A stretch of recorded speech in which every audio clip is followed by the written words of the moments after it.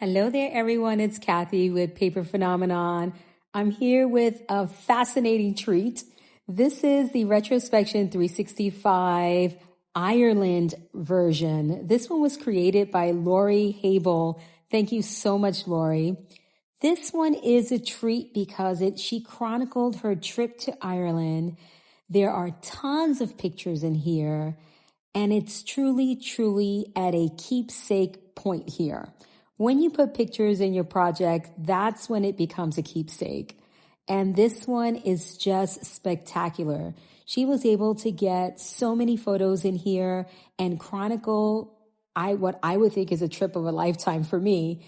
And I just absolutely enjoyed looking through this entire project. Really spectacular. So thank you again, Laurie.